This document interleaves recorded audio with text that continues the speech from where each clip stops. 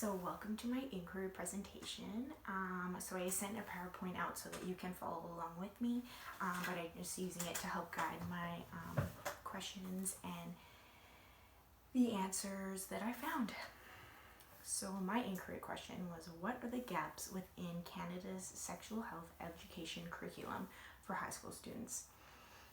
So why did I choose this? The reason why I chose this question is because in my practice this term, I was working with youth was my population, and I specifically was focusing on sexual health. So I got to experience and observe youth in this certain environment, and I got to talk to healthcare workers and teachers and get their perspective, and I got to identify my own gaps. So I wanted to explore this deeper through my inquiry question this semester with this class. So I found that this question specifically relates to the critical theory paradigm. And I got this quote from one of the articles. It says, "This can identify gaps in the available knowledge, areas where existing knowledge is untrustworthy, and areas requiring further information before conclusions can be drawn." So this is explaining the critical theory. So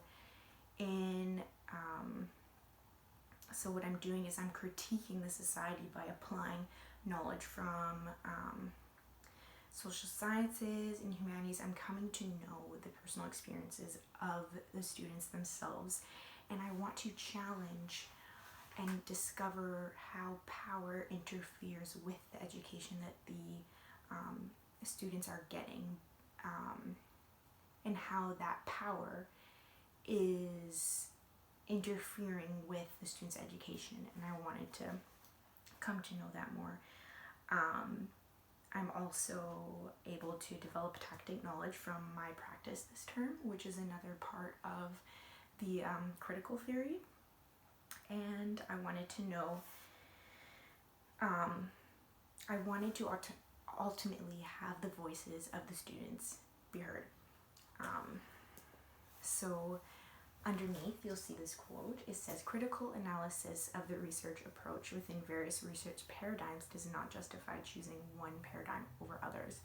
So that's why I found myself following the paradigmatic, sorry, I'm not very well pronouncing things, plurality, which is a combination of different paradigms.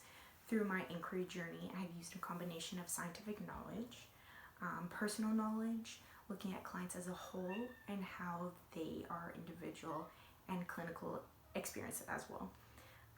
I think that it's really useful to incorporate all different paradigms and ways of knowing when exploring a certain concept or looking for answers. So looking at theoretical framework, sorry, I just have to see something. So when looking at the theoretical frameworks, it was hard to pick one specific. I found myself using person because I'm interacting with the individuals themselves. I'm interacting with the healthcare workers, going to public health, and speaking to the school districts themselves. Also through my research, I am exploring the experiences of the students. That's what I found. That's the kind of research I found myself looking at the most. And I had to build relationships with these students in order for them to open up to me and tell me their experiences and what gaps they identified. Of course, I'm also working the environment by going to the schools themselves. So I'm able to observe and interact with students in that specific environment, in the one that I am studying, which was awesome. And I found everyone very inviting and open, and that's part of relationship building too. And then the other one, of course, is health. So if there are gaps in the education the students are receiving regarding sexual health, then they're at risk for unhealthy behaviors. So I just found myself looking at all three of these the most. So the systems model is also one that I found myself using a lot, and it helped guide my research. So each person is their own individual with different values, views, beliefs, opinions, and experiences. And that's what I found throughout my research is you need to come to know your community and what their needs are. I needed to explore the system of the school and how it may be influencing the education of the students. And I believe that there needs to be an open system with a feedback loop of shared information, so that information and feedback is coming in and out, so that we can further improve those systems and advocate for the students. Also, I use socio-political knowing. This was the main one that I found myself using throughout this journey, because I'm reviewing how power can affect the health of the youth. I think this was one of the assumptions I had too, was a huge gap, was the power struggle behind, because it is the school's choice on how they deliver the sexual health education curriculum. So I'm reviewing the problems with not getting adequate sexual health teachings. So I think that knowing that there is a power imbalance, that is what influenced my research the most. So exploring my evidence. So I sent you guys the annotated reference list, so I'll go over this quickly. So I use mixed methods, quantitative, Government of Canada website, and Canadian Guidelines for Sexual Health Education, which was the online textbook. I found mixed methods to be the best because you're using qualitative and quantitative. So with qualitative, you're getting the opinions of experts or the experiences of the youth themselves, which is what I was looking for. But then having that qualitative part to it allows us to continually evaluate the topics that may not be getting covered by using, 0 being not covered to 5 being very well covered. So that can also guide us as nurses, or just society in general. What is being missing here? Is it improving over time, or is it getting worse? Of course, I use the Government of Canada website to see, or government textbooks, to see what the curriculum is for the students and what they should really be learning. Because I think that if I'm not knowledgeable on that and not knowledgeable on what the students should be learning, then it kind of puts that barrier in answering my question, because I need to know what these students need to know.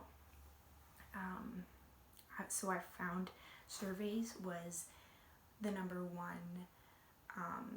Surveys and question and answer kind of thing was the evidence or the research that I used the most, because I got to hear from the personal experiences of the youth themselves. And I even gave out a survey I was at the Queer Straight Alliance meeting with all 3 districts, and it just so happened that one of the students there was very passionate about sexual health. And so we gave out a questionnaire, and we got to hear the experiences of the students themselves and how their needs were not being met and what gaps they identified.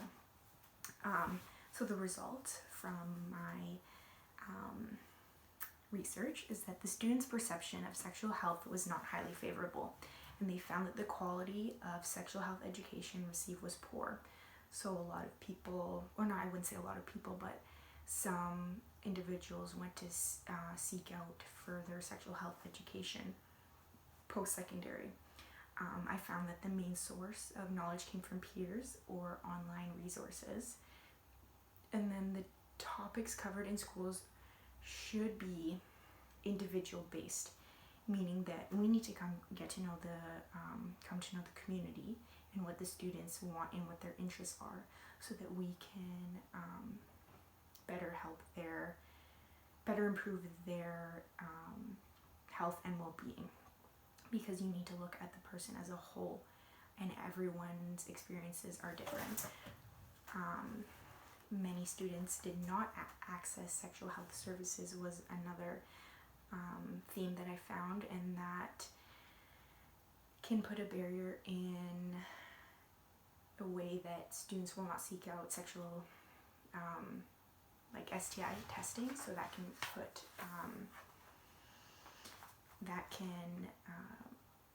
not be beneficial for their overall health. And students, as I said, want to know more about, they want it to be more LGBTQ plus inclusive, and they want to know more about healthy relationships, the benefits of sex, pleasure, and intimacy. Those were reoccurring themes that I think are very powerful, because I think we need to cover the guidelines that the Canadian government has put out, but I think we also need to address the interests of the youth themselves, because it's their lives that we are trying to promote.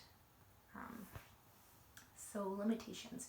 My inquiry question was Canada-based, so it was very broad, and I only found one research article that incorporated all of the territories and provinces. Quebec is different, so I did find one research article from Quebec. So many of the studies were limited to certain provinces or territories. Also, some studies did not include a diverse population, and means that a lot of the students were white, Caucasian, and I found that the sample that they used was a very specific criteria, whether it be from a specific university that they were getting these students' experiences from. And some of my research included elementary schools, where my question did emphasize high school students. So my overall impressions and nursing implications is that I found many reoccurring themes throughout my research, as well as my personal experiences in practice. So coming to know your population in your community is so important, because I found so much value doing this inquiry, because yes, there were recurring themes, but in each territory or province or school, the interests of the students were different. And so yeah, that's why I said the importance of individual experiences.